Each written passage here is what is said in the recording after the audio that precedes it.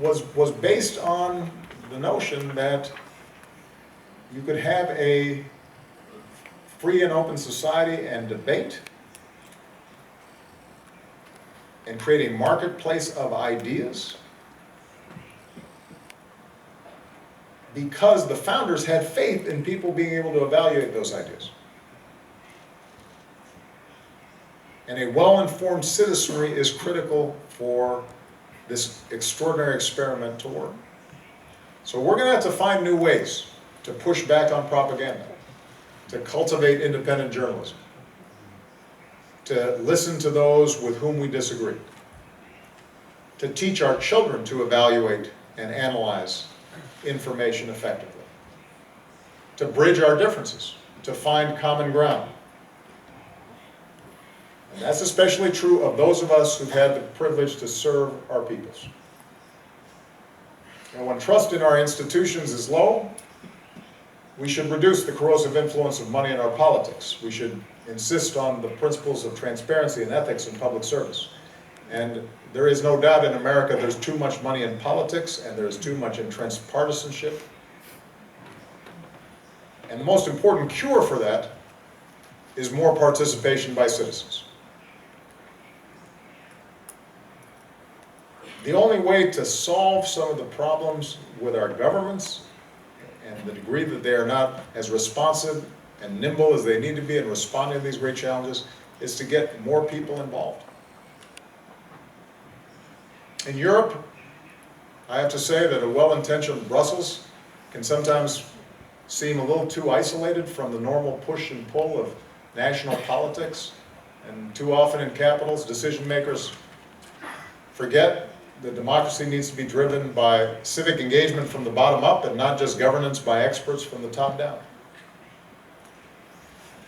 So as leaders of democratic governments make the case for democracy abroad, we have to strive harder to set a good example here at home.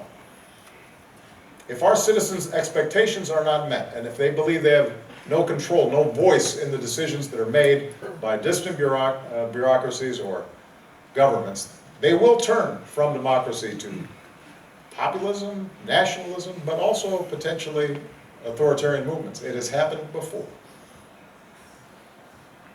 Democracy is hard, and progress does not move in a straight line, and the gains that we make are often fragile. But I continue to believe what Dr. King said, that the arc of the moral universe is long, but it bends towards justice. And I believe that the future does not favor the strong man. I believe deeply that the international order, based not just on military power or national affiliations, but on principles like rule of law and human rights and individual freedoms and compassion and empathy and responsibility and thinking about future generations, that's our only choice. That's what's brought us this far. That's what's promoted economic opportunity and prevented another world war. That's what's lifted millions out of poverty around the globe. So those of us who believe in democracy and believe in that vision need to speak out forcefully, because both the facts and history, I believe, are on our side. Our democracies are not without flaws.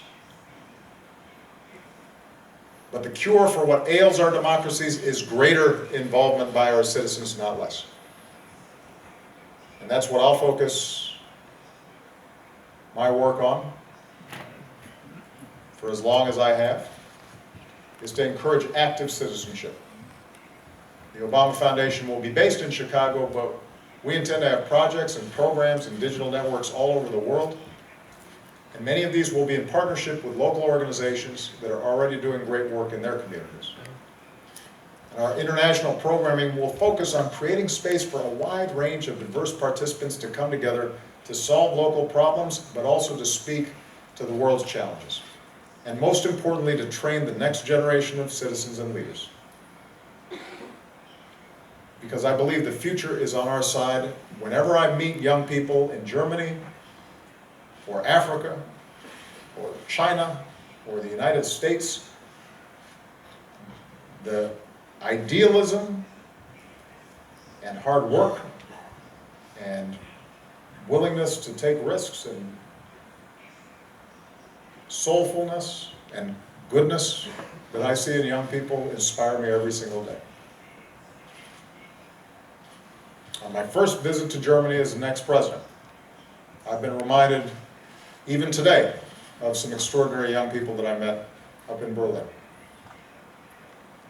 And a number of people have mentioned that I don't look as young as I did the first time I came. But I still believe what I said then. If you want to see how to build a peaceful, prosperous, dynamic democracy, look at Germany.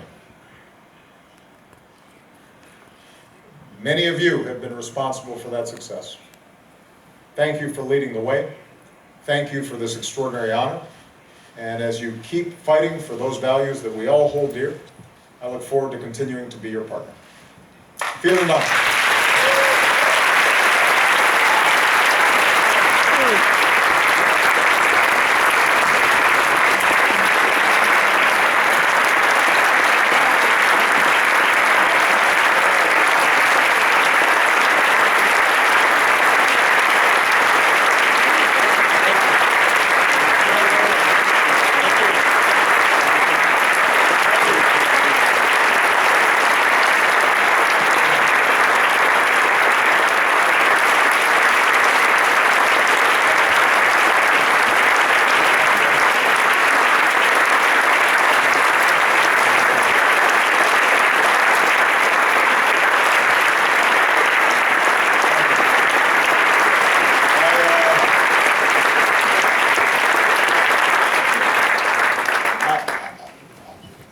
We've got an outstanding singer, we've got dinner, but I did agree to take a couple of questions.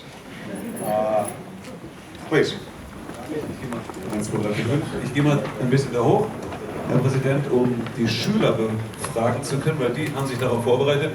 Sie haben, Herr Präsident, ja gesagt, dass Sie es bedauerlich finden, dass Ihre Töchter nicht da sind. Ich glaube, die sind 16 und 18 Jahre alt. Also mit einem... Achso, you need a translation. Otherwise, we can try to do it in English.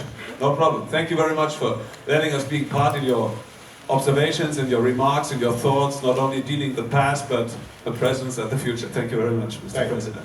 And there are some questions prepared by students of Baden-Baden high schools, 16, 17, 18-year-old. You're the first, or you are one of those? So, how do you feel of having no pressure of being the president now? And I'm sorry. Das ist eigentlich... Achso, er kann es nicht helfen, okay. And how is it for you now to be an icon of hope for generations of people? Well, that you just put a lot of pressure on me. Just now.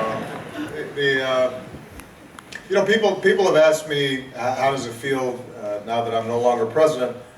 So I'll offer a couple of observations. I don't miss the trappings of the White House. Because almost uniquely among world leaders,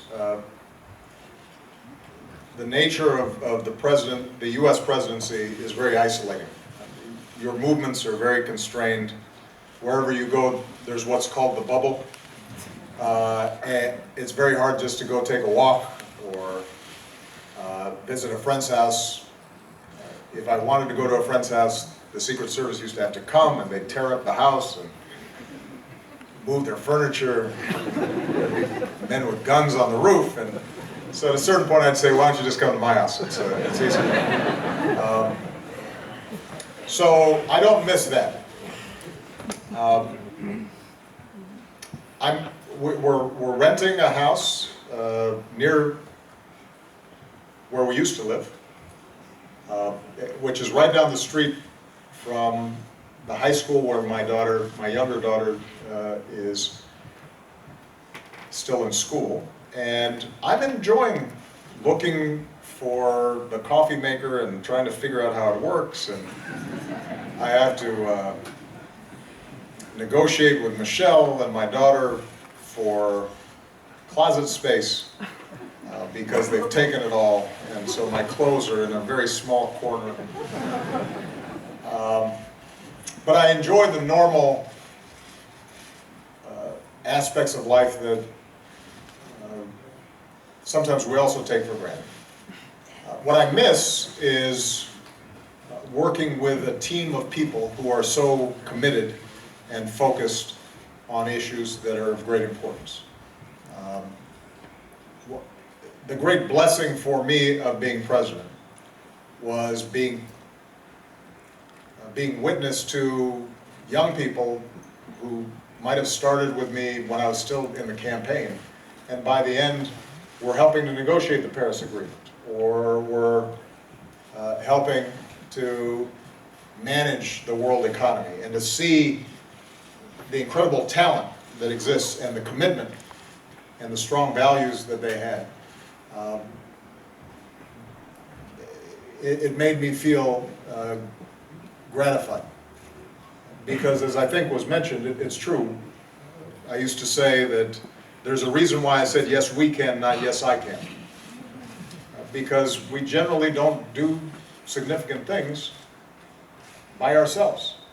I mean, maybe there are a few people, the Mozarts or the Picassos, who are such geniuses they can just go off and create amazing things. But most of us, the things that we do that are worthwhile, we do as part of a larger team. And that was something that was extraordinary. And I do miss that.